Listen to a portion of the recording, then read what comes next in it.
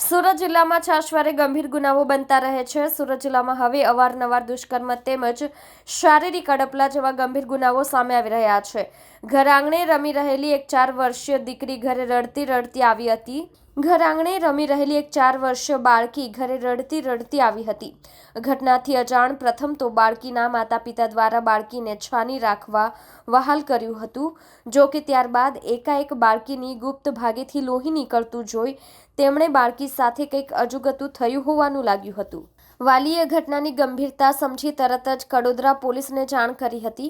કડોદરા વરેલી ગામ ખાતે તાબડતોડ ઘટના સ્થળે પહોંચી જઈ આસપાસ વિસ્તારમાં તપાસનો ધમધમાટ શરૂ કર્યો હતો.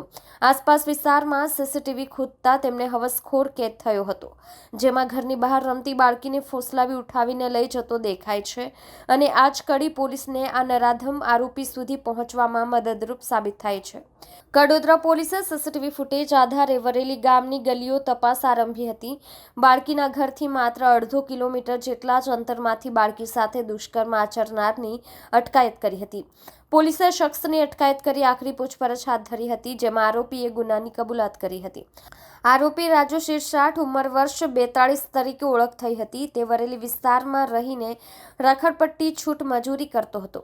આ નરાધમ બાળકી પાડોશમાં જ રહેતો હતો અને નાની બાળકી રમી રહી હતી ત્યારે તેને ખોટો વહાલ કરી ફોસલાવી ઉઠાવીને લઈ ગયો હતો. પોતાના ઘરે કોઈ ન હોવાના કારણે બાળકીને ઘરે લઈ ગયો હતો, જ્યાં તેની સાથે હેવાનિયતભરી કરતૂત આચરી હતી. પોલીસે હાલ તો સમગ્ર બાબતે નરાધમની ધરપકડ કરી હતી. પોક્સો એક્ટ ગુનો નોંધી વધુ કાર્યવાહી હાથ ધરી છે. છાશવારે કોઈને લાડકવાઈ હવસખોરોના હાથે ચઢીને પીખાઈ રહી છે. થોડા સમય પહેલા જ ભરૂચ ખાતે દિલ્હીમાં બનેલ નિર્ભયા કાંડ જેવી ચકચારિત કિસ્સો સામે આવ્યો હતો. ત્યારે હવે રોજબરોજ બની રહેલી દુષ્કર્મ જેવી ઘટનાને પગલે સમાજમાં આવા નરાધમોને ફાંસીના માચડે ચઢાવી દેવા જોઈએ તેવી માંગ બુલંદ થઈ રહી છે.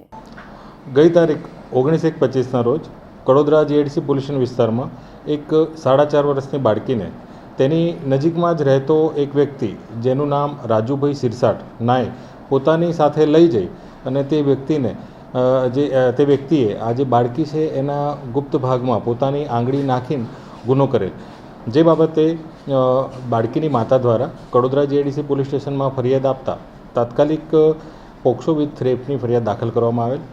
જે ગુનાની ગંભીરતાને ધ્યાનમાં લઈ સુરત રેન્જ આઈજી સાહેબ શ્રી તથા નાયબ પોલીસ મહાનિરીક્ષક શ્રી હિતેશ જોયસર સાહેબનાઓ દ્વારા આ ગુનામાં જે આરોપી છે એને તાત્કાલિક અટક કરવા માટે જરૂરી સૂચના અને માર્ગદર્શન આપેલ. જે આધારે બારડોલી ડિવિઝનના ડીવાયએસપી શ્રી HL રાઠોડ સાહેબની અધ્યક્ષસ્થાનમાં LCB, SOG, પેરોલ તથા કડોદરા જીઆઈડીસી પોલીસ સ્ટેશનની અલગ અલગ ટીમો બનાવવામાં આવેલ અને સીસીટીવી અને અન્ય હ્યુમન સોર્સિસના માધ્યમથી આ આરોપીને શોધી કાઢવા માટે જરૂરી પ્રયત્નો કરવામાં આવેલ. જેમાં ગણતરીના કલાકોમાં સીસીટીવીની મદદથી આરોપીને અટક કરવામાં આવેલ છે અને આરોપીને લાવીને તેની પૂછપરછ કરવામાં આવેલ છે. અત્યારે હાલ જે આ ગુનો છે એની તપાસ ચાલુ છે અને આગળની કાયદેસરની કાર્યવાહી અત્યારે ચાલુ રાખવામાં આવેલ છે. આરોપીને અટક કરવામાં આવેલ છે. અત્યારે આરોપી મૂળ અહીંનો નથી, મૂળ મહારાષ્ટ્રનો છે અને અહીંયા તો ઘણા ટાઈમથી એની બહેનની જોડે રહે છે. એ બાબતે અત્યારે તપાસ ચાલુ છે. એનો શું ઇતિહાસ છે એ આગળથી અગર તપાસમાં આવશે તો આપને જાણ કરવામાં આવશે. આરોપી જે છે એ બાળકીનું જે જ્યાં રમતી હતી જ્યાં ઘર છે ત્યાંથી નજીકમાં જ એનું ઘર છે. એટલે એ લગભગ 100-200 મીટરનું અંતર છે ત્યાં સુધી આ આરોપી એને લઈને ગયો હતો.